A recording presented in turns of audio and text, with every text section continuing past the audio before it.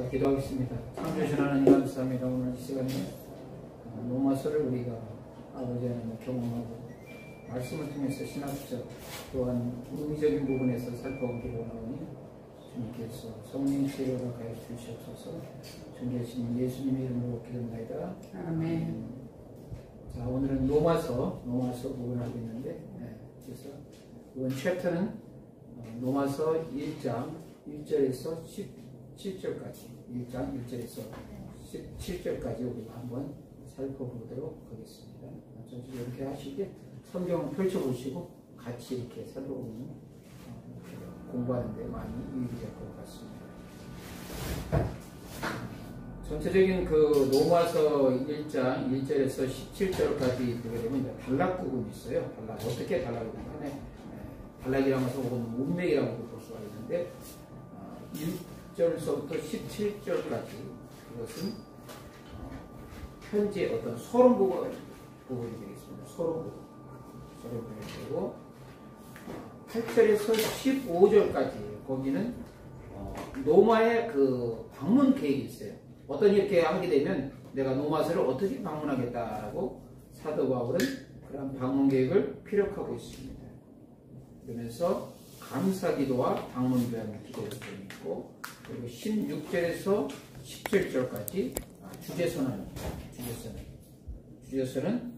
바로 믿음으로 사는 것. 그 부분에는 믿음으로 사는 것에 대해서 우리가 침묵에서 볼 수가 있겠죠. 자, 1절 부분에 보게 되면 뭘로 나와 있습니까? 우리 한번 1절 다 같이 한번 읽어보실래요? 로마서 1장 2절. 네. 예수 그리스도 종 바울은 사도로 부르심을 받아 하나님 복음을 위하여 탁정함을 입었으니. 아멘. 거기 부분에 대해서 나와 있습니다. 그래서 이제 1절에서 이제 7절까지 우리가 이제 7절까지 다 읽어야 되는데 시간 관계상 그냥 바로 이렇게 그 내용만 알고 계시고 그것은 로마서에 아까 말씀하신 것처럼 로마서의 편지의 서론 부분이다. 바울이 성경을 신약 성경을 기록한 것을 13권을 기록했습니다. 그래서 그것을 뭐라고 하죠? 서신이라고 하죠. 서신. 그런데 히브리서는 그럼 누가 기록했는가?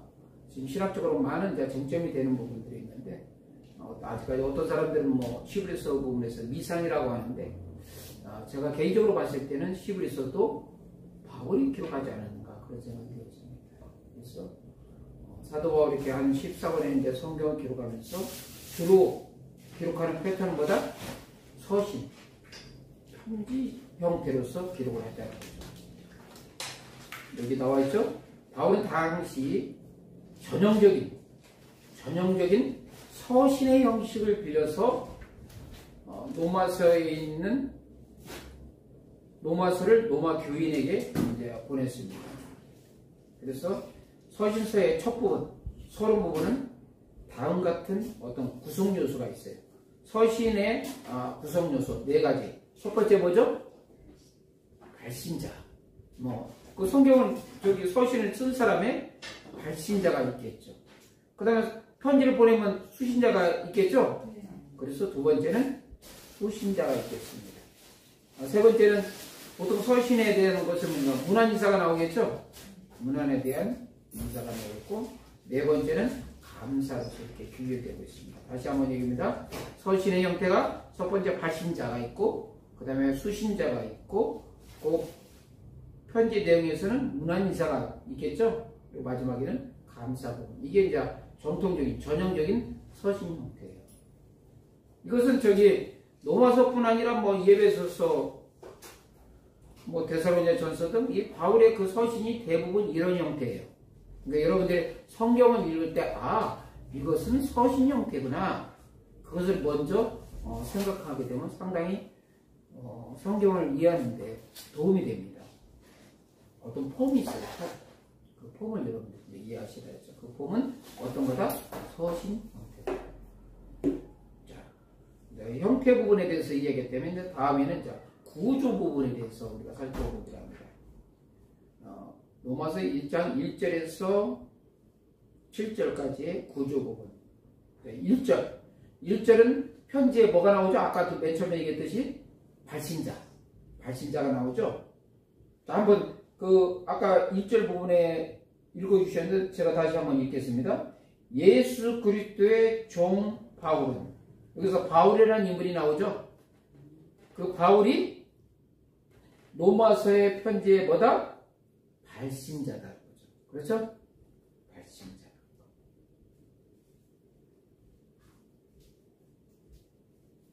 그리고 나서 이제 2절부터는 뭐가 나옵니까? 복음에 대한 소개가 나와 있어요.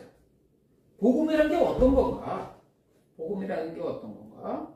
그분에 대해 복음은 뭡니까? 하나님이 선지자들로 말미암아 그의 아들에 가야해서, 복음의 핵심은 누구죠? 아들. 바로 예수 그리스도에 대한 것이죠. 성경에 미리 뭐다? 미리 약속한 것. 그게 뭐다? 복음이다. 여러분들 이제 정신 바짝 차려야 돼요. 복음이란 것은 선지자들로 말미암아 그의 아들 예수 그리스도에 대해서 성경에 미리 약속한 것. 이게 뭐다? 복음이라는 거죠. 그리고 3절에는 뭐가 나옵니까? 그 예수님에 대해서 나오고 있죠. 그 예수님에 대해서 어떻게 하는가? 육신으로는 누구의 혈통? 누구의 혈통? 다윗의 혈통이다. 4절에 보니까 성결의 영으로는 죽음 가운데서 어떻게 하셨다? 부활의 능력으로 하나님의 아들로 인정되셨다. 이분의 핵심입니다. 일단은 성경에 미리 뭐다? 복음은 성경에 미리 뭐 했다? 약속한 것이다. 아멘? 그리고 예수님은 육신으로 누구의 혈통? 다윗의 혈통이다. 성결의 영으로는 죽음 가운데서 어떻게 하셨다? 부활하셨다. 그래서 그분이 누구다? 주 예수 그리스도다. 이제 여러분들이 이제 복음에 대한 개념을 로마서 1장 2절에서 7절 말씀을 이제 여러분들이 이해할 때 복음이란 게 무엇인가? 복음의 의미를 정확하게 이해하셔야 돼요. 아멘? 그래서 어떻게 보면 3절, 4절 부분이 이제 2절, 3절, 4절의 핵심이고, 그래서 5절부터는 뭡니까? 사도의 직분을 받고, 6절에는 뭡니까? 우리가 예수 그리스도로 부르심을 받았다. 아멘? 여러분은 누구의 것으로 부르심을 받았습니까? 예수 그리스도의 것, 소유가 됐다는 얘기예요. 그러니까 우리가 어떠한 신앙생활이나 목회 사역할 때 우리의 신앙의 정체성을 분명하셔야 돼요. 누구의 것? 여러분이 예수의 그리스도의 것이라면 여러분의 육신이 여러분 거예요? 예수님 것이에요? 여러분의 재물이 여러분 것입니까? 예수님 것입니까?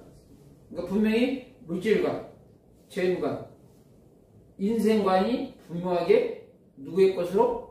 예수의 그리스도의 것으로서 여러분들이 분명하셔야 돼요. 아멘?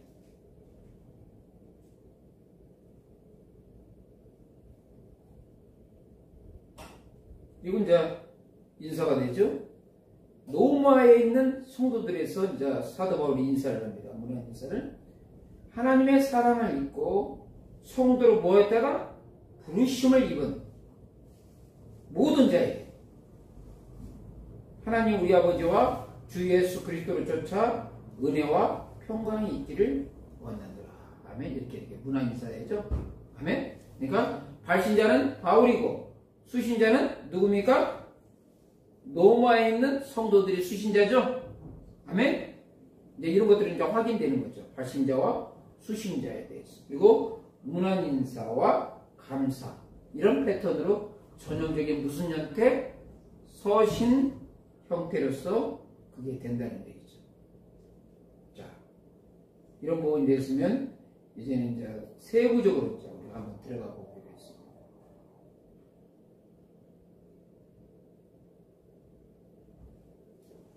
자, 2절과 7절 부분에 대해서 제가 디테일하게 복음이 무엇인가에 대해서 우리가 말씀을 드렸어요. 그렇죠? 이제 그것을 아주 이제 더 세분화돼서 한번 살펴보기 때문에 제가 말씀드린 것처럼 2절과 7절 방금 제가 읽어드렸던 2절과 7절 부분에 대해서 핵심 부분이니까 뭐에 대해서 소개를 하고 있죠? 여러분한테 자주 물어요. 무엇에 대해서 소개를 하고 있죠? 복음에 대해서 소개를 하고 있죠. 그 복음의 핵심은 뭡니까? 선지자를 통해, 성경에서 선지자를 통해서 미리 약속한 것이다. 그게 복음이죠? 네. 그 다음에 육신으로는 누구의 혈통? 다윗의 혈통. 정신 바짝 차려야 됩니다. 그 다음에 성결의 영혼은 죽은 자 가운데서 뭐 하셨다? 부활하셨다. 여기서 이제 핵심 키워드가 있어요. 뭐가 있습니까? 복음은 성경에 미리 약속한 것이다.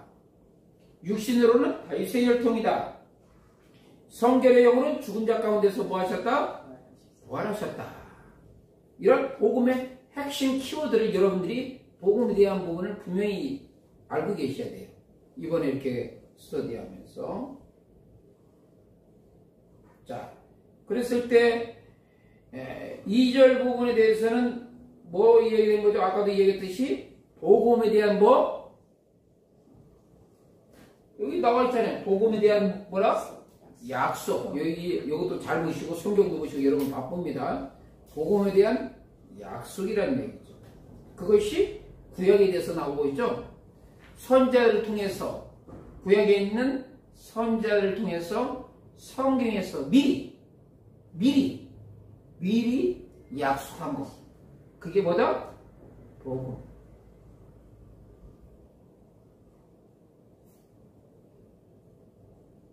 그리고 3절, 4절 부분에 대해서 복음의 그러면 핵심, 중심 내용이 뭐냐?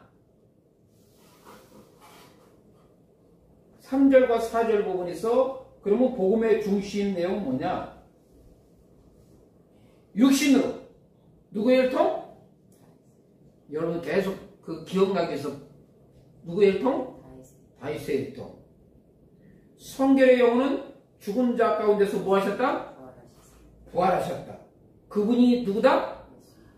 예수고 그분이 하나님의 아들이시다. 자, 다시 강조합니다. 성경이 미리 약속하셨고 구약에 육신으로는 누구의 혈통? 다윗의 혈통. 성결의 영혼으로는 죽은 자 가운데서 뭐 하셨다? 부활하셨다. 그리고 그분이 하나님의 아들이시다. 그래서 이것을 다 함축하면 그분이 누구다? 예수. 뭐다?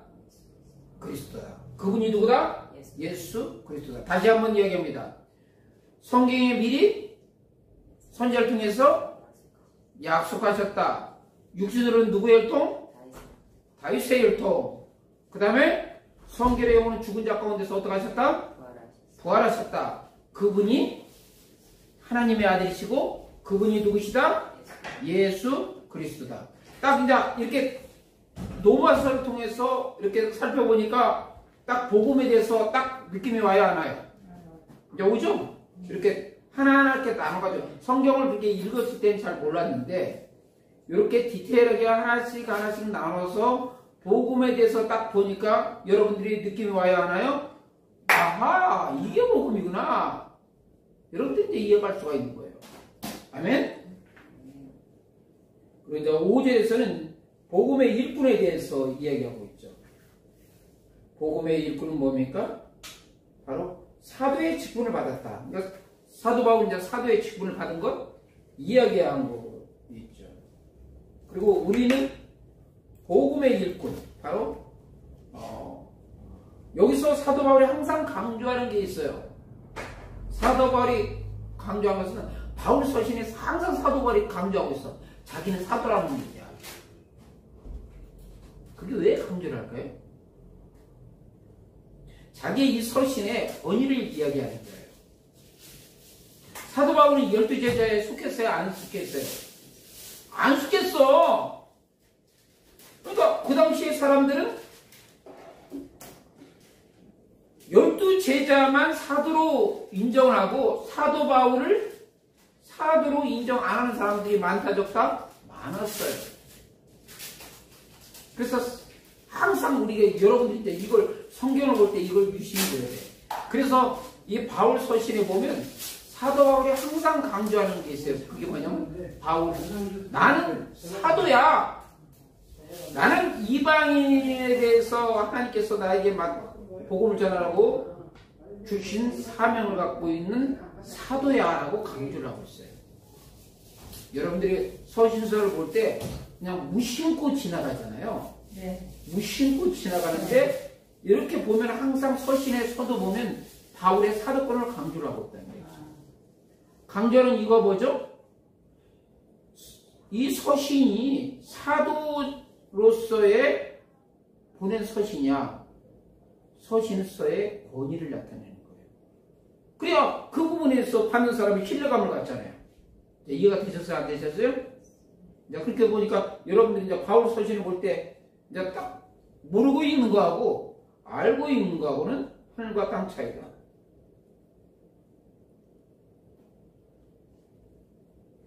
그래서 여기서의 바울은 항상 그 강조되는 게 자기의 사도권의 기원을 이야기하고 있어요. 우리가 사도행전을 보게 되면 사도 바울이 그 다메섹 도상에서 예수님을 만난 거, 그 부분을 계속 강조하고 있어요. 그냥 지적대로 강조하고 있어.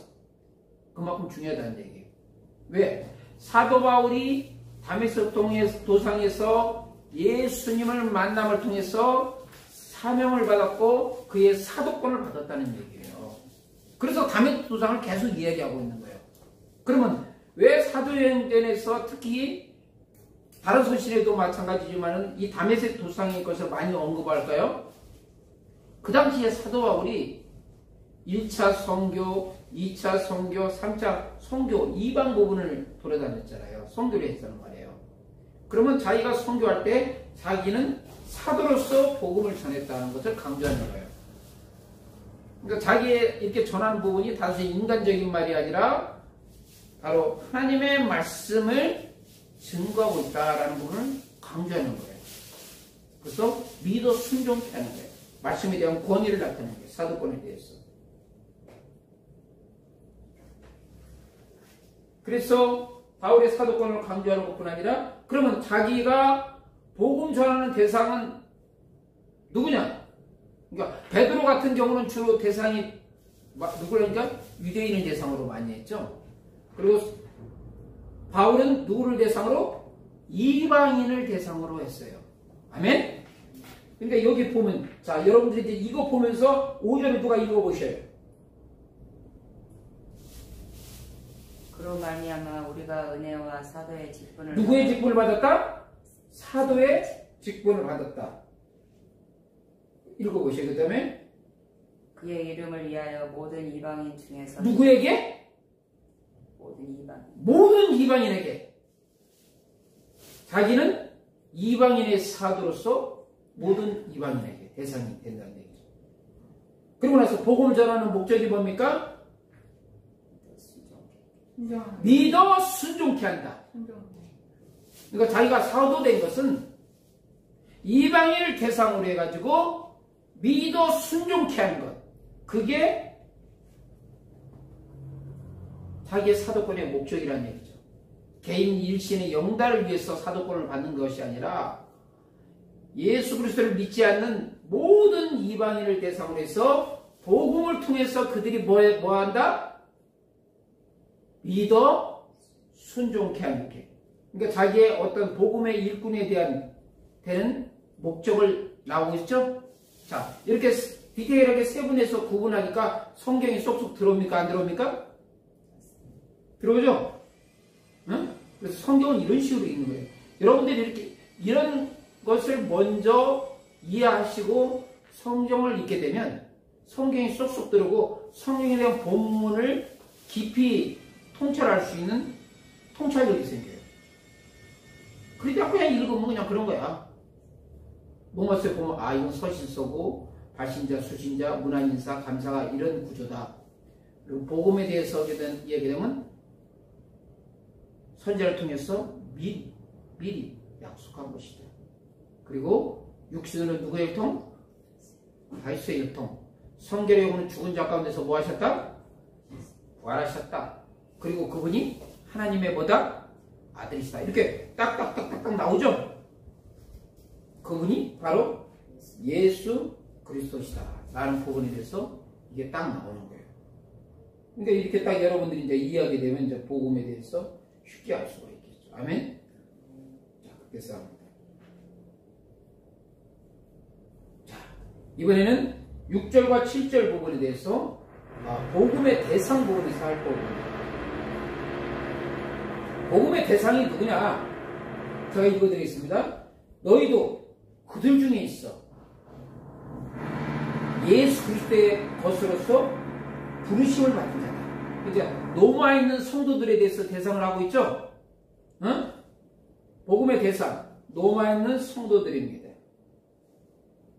그리고 7절 부분에 뭡니까?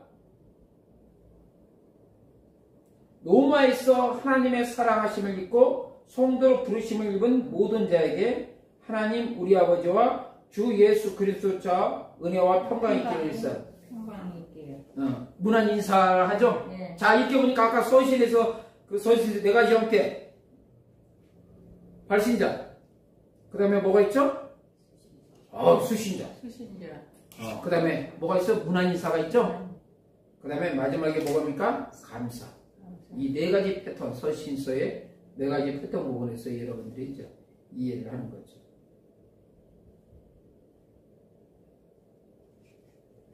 그러면 로마 교회에 있는 성도들의 위치는 무엇인가?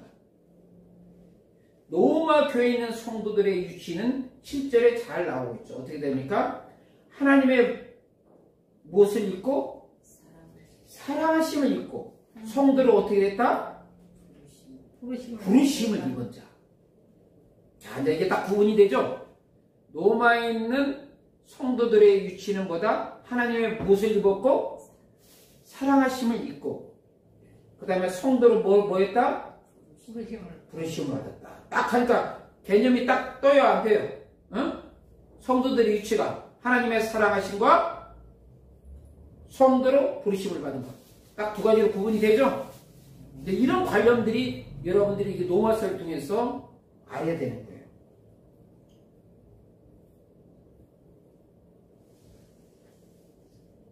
자, 그러면서 다시 이제 이게 전체적인 부분에 대해서 랜덤하게 살펴봤다면 이제 1절부터 디테일하게 하나하나 이제 해석을 해보겠습니다. 자, 여러분의 공부 패턴은 뭡니까? 전체적인 것을 이야기하고, 두 번째는 큰 틀 부분을 이야기하고, 세 번째는 각 절별로 디테일하게 스터디하는 이 세 가지 형태입니다. 그러니까 전체적으로 숲을 그려놓고, 숲 그렸으면 큰 단락의 부분을 터치하고, 세 번째는 세부적으로 해석하는 과정이 이번 학기에 여러분들이 공부하는 과정들이에요. 그러니까 노마서에 대해서 여러분들이 뭐가 됩니다? 이번 학기를 잘 공부하면 노마서에 대해서는 내가 베테랑이 된다. 여러분들이 적어도 노마서에 대해서 베테랑이 되면 다른 서신서는 쉬울까요? 어려울까요? 가장 어려운 노마서에 대해서 여러분이 베테랑이 된다면 다른 성경도 쉽게 접근할 수 있다. 아멘? 자, 1절. 이번에는 이제 세 번째 파트에서 아주 이제 디테일하게 우리가 이제 접근하겠습니다. 1절에 보게 되면, 바울에 대한 소개가 나옵니다. 바울에 대해서. 자, 바울에 대해서 어떻게 소개됐는가. 이걸 우리가 이제 한번 디테일하게 살펴봅시다. 바울은 자기 자신을 어떻게 소개했는가. 자, 여러분들 세 가지 한번 읽어보셔요. 첫 번째. 예수 그리스도의 종. 예수, 이거 보셔요. 이거 칠판. 예수 그리스도 종. 두 번째. 사도로 부르심 받은. 세 번째. 복음을 위해 택정함이. 이게 이제 그래서 자기에 대해서 소개하는 거예요. 예수 그리스도의 종으로서 자기를 소개하고 있습니다. 두 번째, 자기는 누구로 부르심을 받았다? 아까 내가 얘기했던 것처럼 바울이 이방인을 대상으로서 서신서를 쓸 때 항상 사도 바울이 강조하는 게 있다고 그랬죠. 뭘 강조해? 어우, 역시 잘 들으셨네. 사도권. 사도권을 강조해요. 사도에 대해서 부르심에 대해서는 강조해요. 그리고 자기는 무엇을 위해서? 복음을 위해서 이미 창세전에 택정받았다. 이 세 가지가 항상 강조하고 있어. 여러분들이 바울 서신인데 다른 데 봐도 항상 이걸 강조하고 있어. 자기가 복음을 위해서 부르심을 받았고 복음을 위해서 택정을 받았다. 사도 부르심을 받았다. 이게 반복적이야. 반복적이야.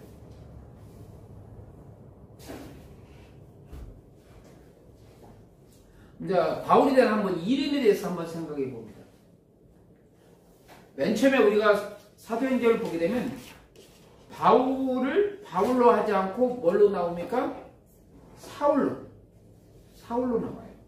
그러니까 사울은 누구의 어떤 시기다? 유대식 이름이에요. 그리고 바울은 뭐다? 노마스. 그러니까 노마식 이름. 그러니까 처음에는 사도 바울이 복음 1차 선교여행 때 보면 이렇게 사울로 나옵니다. 그러다 어느 시점 돼서 사울이 뭘로 바뀌었다? 바울로. 그러니까 그것은 아무래도 유대인을 그러니까 이방인을 대상으로 복음을 전하다 보니까 바로 노마식으로 바꾼 것 같아요. 그리고서 그 위에는 계속 뭐로 나온다? 바울로 나오죠. 사울은 안 나오고 처음에는 사울로 나왔다가 어느 시점 돼 보니까 사울이 뭘로 해다? 바울로. 그러니까 그 바뀐 핵심이 뭐냐면 이방인을 대상으로 복음을 전하다 보니까 노마식으로 해가지고 이렇게 이름을 바꾼 거예요. 이제 이해가 되셨죠? 왜 사울이 바울이 됐는가? 그 다음에 아까도 얘기했듯이 여러분들은 누구의 것이라고 했습니까?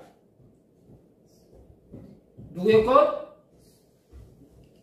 예수 그리스도. 정신 바짝 차리셔야 돼요. 내가 이번에 수업 특징은 자주 뭐한다?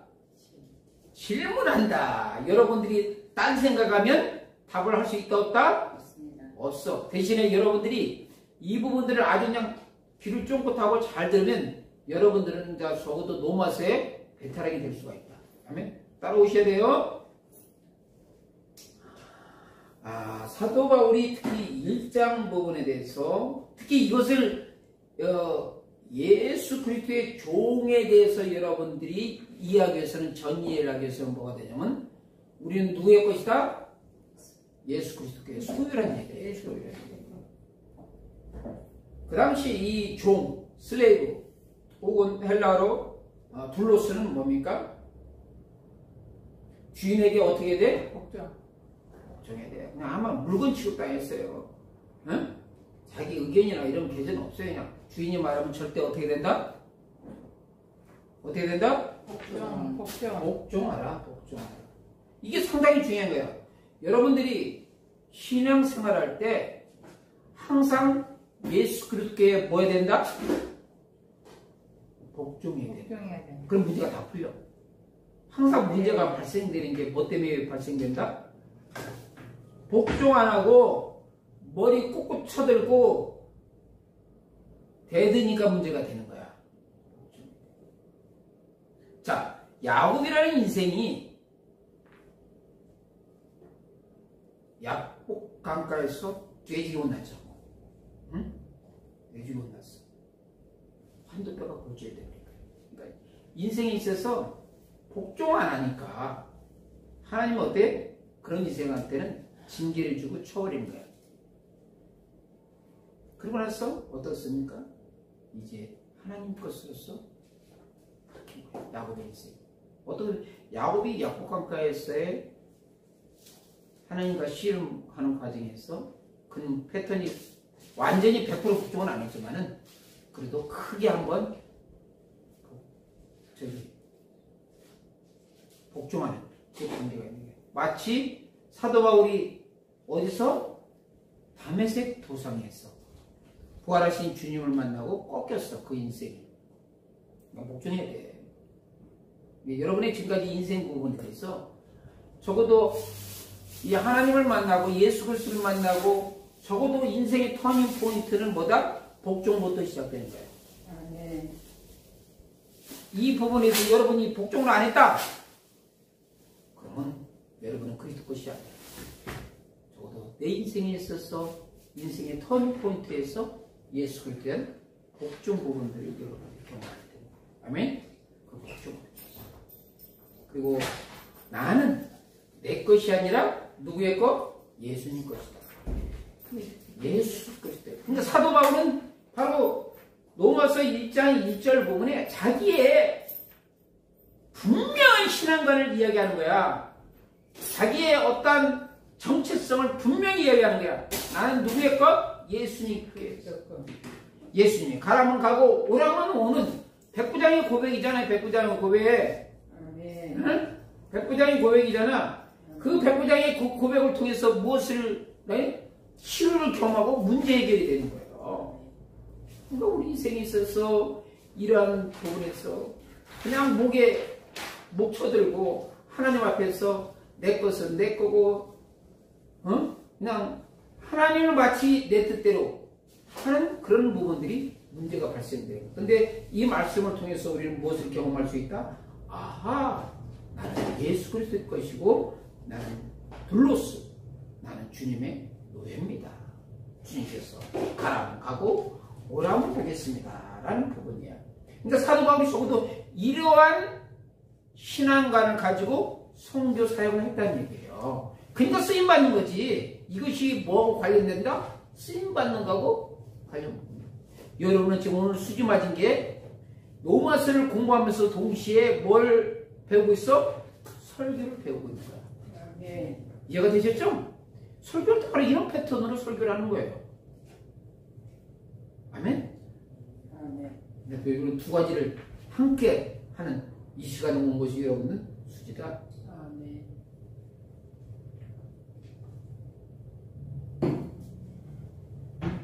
자, 그러면 이제 보통 로마에 있어서 둘로스 종이라는 것은 아주 절대 복종 소수기라지만 그러면 유대인에게 있어서 종은 어떤 의미로 다가왔을까?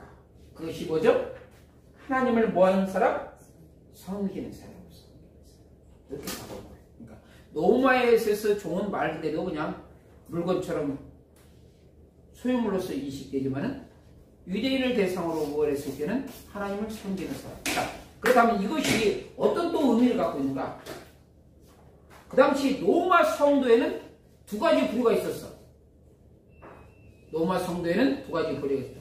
첫 번째, 유대인 출신의 성도가 있었어. 로마에. 아멘? 로마에는 누가 있었다?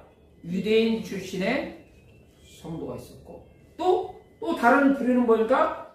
이방인의 출신의 성도가 있습니다. 그러니까 교회 내에 두 가지 큰 그룹이 존재한 거야.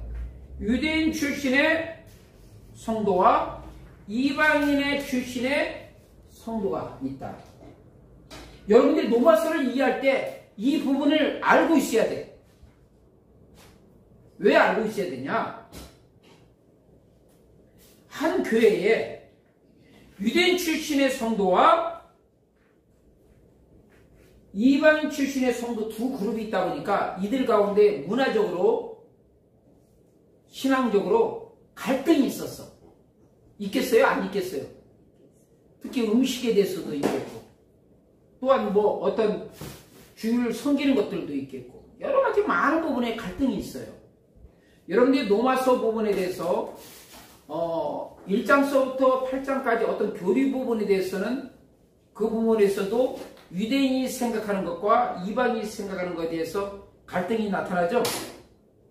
그리고 12장서부터 16장까지 보게 되면 거기에 음식 문화에서도 많은 유대인과 이방인 출신 사이에 갈등이 일어나요. 그리고 어떤 절기를 지키는 부분에 대해서도 많이 갈등이 일어나고 특히 그 당시에 유대인 출신의 성도들은 뭘 강조했습니까? 할례를 강조했어요. 그렇죠? 근데 이방인들 출신의 사람들은 할례 안 하잖아. 그러니까 할례 문제에서도 갈등이 일어났고 음식 문화에서도 갈등이 일어났다. 그것이 로마서에 나온다 안 나온다? 나온다. 로마서뿐 아니라 갈라디아서도 보면 그게 갈등이 일어나는 거야. 근데 여러분들이 성경을 읽게 되면 그 당시에 문화적으로 신앙적으로 그 유대인 출신의 성도와 이방인 출신의 그 성도 사이에 갈등이 일어나는 겁니다. 이런 것을 먼저 생각하면 성경에 대해서 깊은 이해가 있는 거예요. 하면 도움이 되는 거예요. 그걸 모르고 성경 읽으면 이게 무슨 말이요? 왜 음식 문제가 나오고 왜 절기 지키는 문제가 왜 나온 거예요? 이렇게 생각할 수도 있어. 그런데 이것을 이해하면 아하, 그래서 그런 거구나. 여러분들이 이제 성경을 이 시간을 통해서 이제 깊이 이해하는 이런 툴을 여러분들이 배우는 거예요. 아멘? 아멘.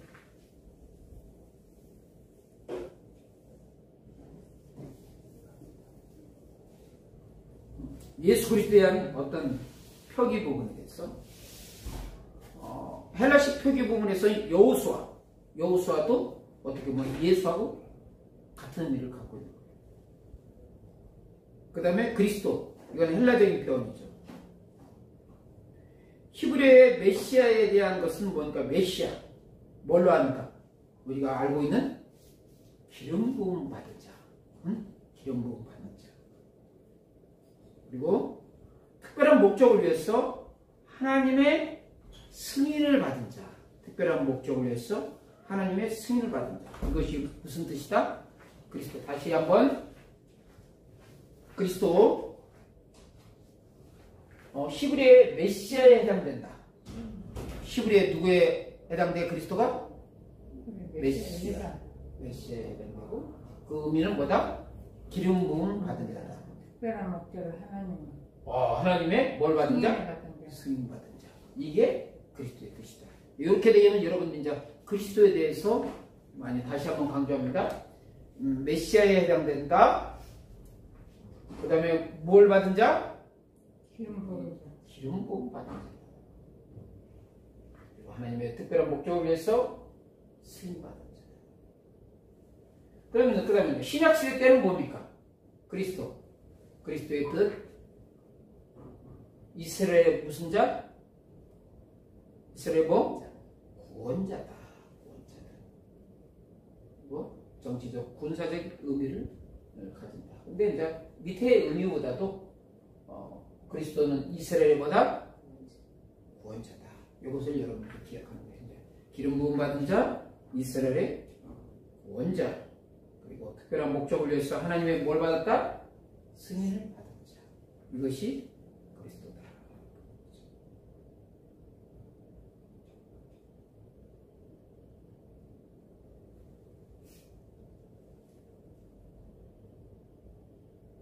이제 바울은 어떤 이런 메시아, 기름 부음 받은 자 이런 의미보다도 그리스도를 쓸 때 이름처럼 사용한다.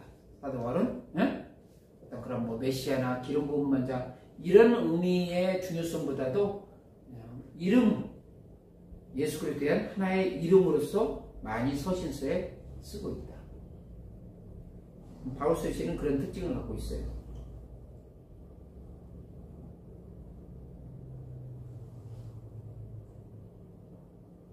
왜 그러냐면 유대인들에게 있어서 그리스도는 어떤 메시아, 기름 부음 받은 자에 대해서 아주 중요한 의미를 부여하지만은 이방인에게 있어서 그리스도는 그렇게 큰 의미를 갖고 있지 않다는 얘기죠. 그래서 사도 바울은 대부분 서신이 누구를 대상으로 하는 거예요? 유대인을 대상으로 하는 거예요? 아니면 이방인을 대상으로 하는 거예요? 이방인을 대상으로 하다 보니까 그냥 이름 형식을 빌려서 그리스도를 자주 썼다. 이렇게 이해하시면 돼요.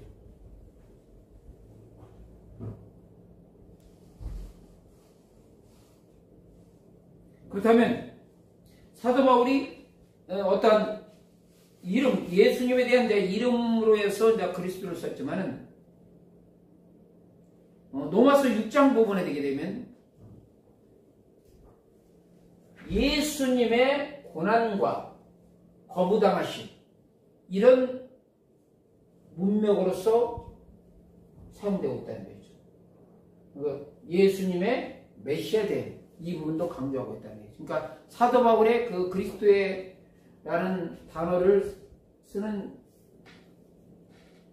것은 단순히 그냥 그리스도라는 예수님에 대한 이름 차원에서 쓰는 것뿐 아니라 또 한편으로는 어떤 걸 위해서 예수님의 고난과 거부당하심, 이런 문맥에 두 가지 문맥을 가지고 사용한 도도 있다. 그러니까 여러분들이 그래서 이 성경을 볼 때 이제 이걸 아셔야 돼요. 이게 뭐냐면 단순히 성경에서 어떤 그리스도 이렇게 단어가 혹은 나무 하면 다른 모든 예를 들어서 그리스도라면 다른 모든 문맥에서도 그리스도는 같은 의미로서 사용되는 것은 아니라는 얘기죠. 아까도 얘기했듯이 단순히 예수 그리스도의 이름 차원에서 쓰는 경우도 있지만은 때로는 예수 그리스도의 고난당하심과 거부당하심, 이것을 하기 위해서 사용된 적도 있다는 얘기죠. 그러니까 여러분들이 어떤 부분에 성경을 해석하려면 어떤 단어나 이렇게 되면 그 문맥에 나와 있는 그 단어의 의미를 해석할 줄 알아야 된다는 얘기죠. 이게 이제 차이가 있는 게 뭐냐면, 왜 이것을 여러분한테 강조하냐면 그 중요성이 있어요. 신천지들이 예를 들어서 성경에 나무면 나무, 이기는 자 이렇게 하게 되면 성경이 이기는 자를 다 자기 뜻으로 잘못 해석하는 거예요. 응? 자기가 원하는 목적으로 그 이기는 자라는 단어를 쓴다는 얘기야. 그건 위험한 거예요. 그렇죠? 그 문맥에 나왔을 때 그 이기는 자 혹은 나무, 그 문맥에서 이야기하는 그 의미를 바로 해석을 해야지, 어떤 한 부분에서는 아까도 그리스도가 단순히 이름으로 쓰는 경우도 있지만은 고난당하심과 거부당하심, 이런 문맥으로 쓰는 것처럼 똑같은 단어도 어디 문맥에서는, 어느 문맥에서는 또 다른 의미로서 이렇게 달리할 수가 있다는 얘기죠. 같을 수도 있고 다를 수가 있다. 그래서 이 신천지가 주장하는 어떤 하나의 단어를 가지고 자기 원하는 모든 문맥을 다 그 뜻으로 다 그냥 곡해하는 거야. 그러면 성경에 대해서 잘못 해석한다는 얘기죠. 그러니까 여러분들이 이제 적어도 이런 전문적인 부분에서 이거 알게 되어서는 그런 것을 정확하게 해석하고 그 의미를 파악할 줄 알아야 된다. 그렇지 않으면 그런 부분에서 누가 이렇게 미혹하면 넘어갈 수가 있다는 얘기죠. 이해가 되셨죠? 이런 부분에 대해서 하는 그 용례를 통해서 여러분이 성경을 해석하는데 많이 이제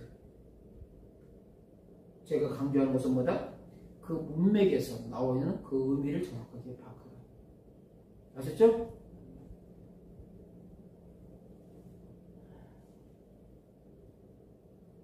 그다음에 사도에 대해서 이제 사도 바울이 아까 사도에 대해서 이 의미 내가 아까 설명했어요, 안 했어요? 그렇죠? 자기가 사도권을 주장한 것은 자기의 사도직을 뭐하기 위해서? 뭐하기 위해서? 변호하기 위해서. 왜냐하면 그 당시에 많은 유대인들 출신의 성도들은 사도권을 누구한테만 인정했냐면 12사도만 인정한 거예요. 그러니까 사도 바울에 대해서는 너 당신은 사도 아니야. 적어도 사도가 되려면 예수님의 공생의 사역 때 같이 다녀야 됐고, 그리고 예수님이 인정하셨잖아. 12제자는. 너는 그때 당시 없었잖아. 근데 왜 사도야? 무시했다는 얘기예요. 근데 사도 바울이 이방인을 대상으로 선교할 때는 이 사도권이 필요할까 필요하지 않을까? 필요해.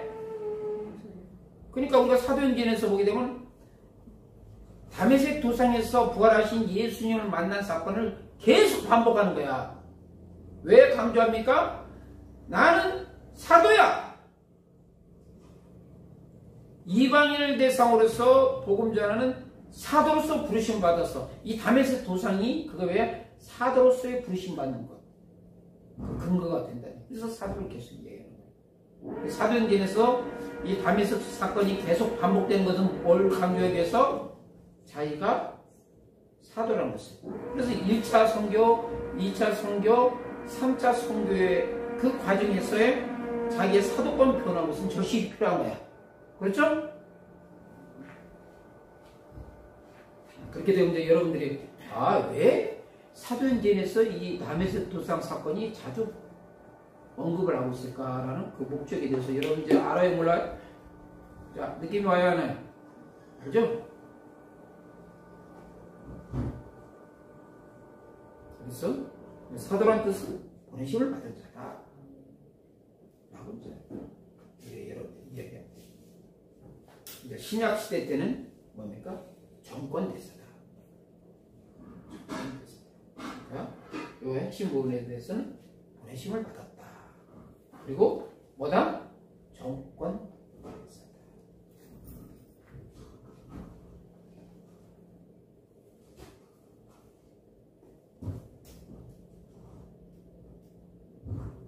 그래서 이제 어떤 좁은 의미, 이제 사도권 부분에 대해서 좁은 의미의 해석은 아까도 이야기했듯이 유대인들이 생각하는 사도는 누구라고만 인정해? 12제자.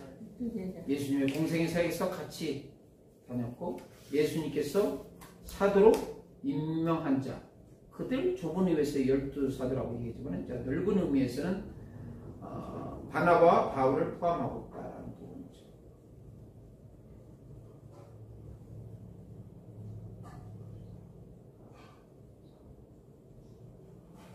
그래서 이제 바울이 자기의 사도권을 받은 근거는 누구에 의해서 받은 거예요? 예수님께서 12제자를 했을 때 예수님께서 임명하셨잖아요. 그러니까 사도 바울도 자기의 사도권을 항상 그 출처가 누구한테 해야 돼? 교회가 아닌, 공동체가 아닌 누구? 예수 그리스도.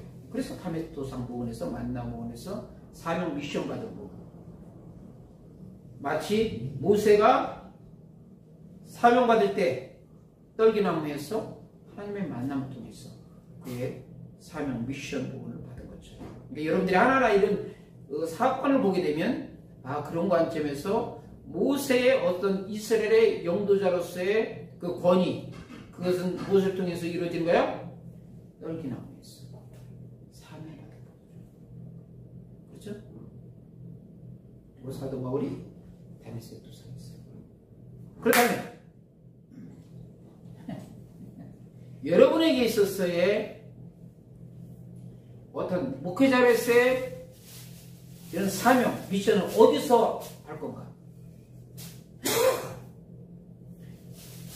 하나님의 콜링, 부르심, 이 부분을 어디서 근거로 세울 것인가를 여러분들이 분명히 된다. 이게 그렇다면 엉망으로 사는 거야. 목회도 줏대도 없이 엉망으로 하게 된다. 근데 이것이 분명하면 그럼 꼭 목회자만 대상을 합니까? 일반 성도들도 마찬가지예요.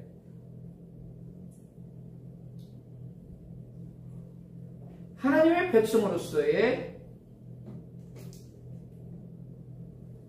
분명한 콜링, 부르심에 대한 분명한 부분에 대해서 그것을 의식한다면 신앙생활도 똑바로 하는 거예요. 왜 현대교회에서 많이 현대에 있는 성도들이 흔들리고 방황합니까? 이 부분이 명확하지 않기 때문에. 오늘 이 전체적으로 했을 때 가장 힘 부대가 뭐예요? 누구의 것? 여러분은 누구의 것? 예수 그리스도. 여러분들이 적어도 어떤 의식 속에서 나는 예수 그리스도의 종이다라는, 예수님이 가라면 가고 오라면 오고 절대 복종하겠다는 그 의식만 분명한다면 여러분의 삶의 자리에서 확실한 편대점에서 달려갈 수가 있는 거예요. 그 부분들이 심해지면 모든 게 엉망되는 거죠. 그렇죠? 그래서 여러분들은 오늘 이렇게 노아서 부분이 상당히 중요한 부분, 내가 진짜 상당히 많은 것을 여러분들한테 말씀을 드렸어요.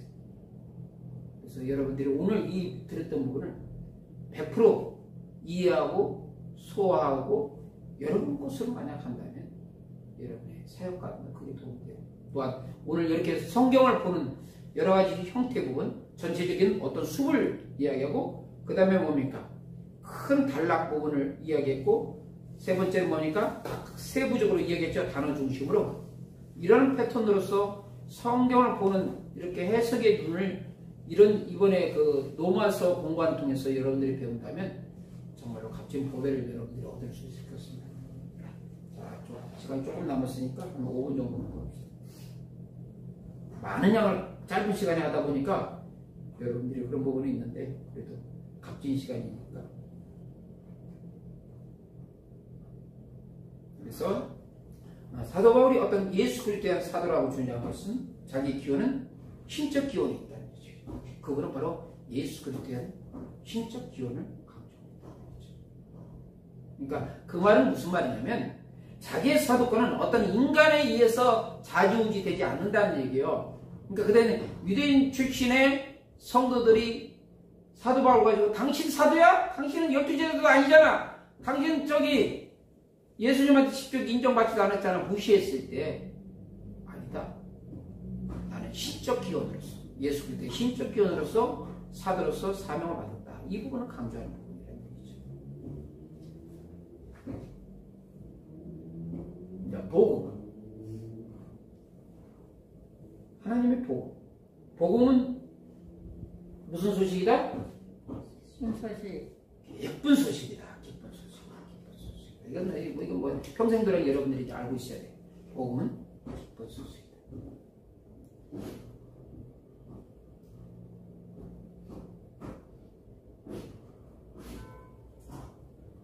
대체적으로 복음은 이제 기쁜 소식으로 이야기하지만은 또 하나의 그 복음을 사용하는 용례는 하나님의 무엇을? 구원행위를 나타낸다. 그래서 이제 거기에 관련된 성경 구절이 여기 있으니까 시편 40편 9절.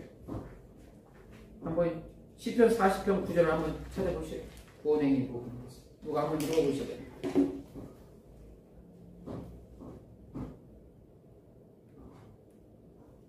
내가 많은 회중 가운데에서 그의 기쁜 소식을 전하였나이다. 여호와여, 내가 내 입술을 닫지 아니할 줄을 주께서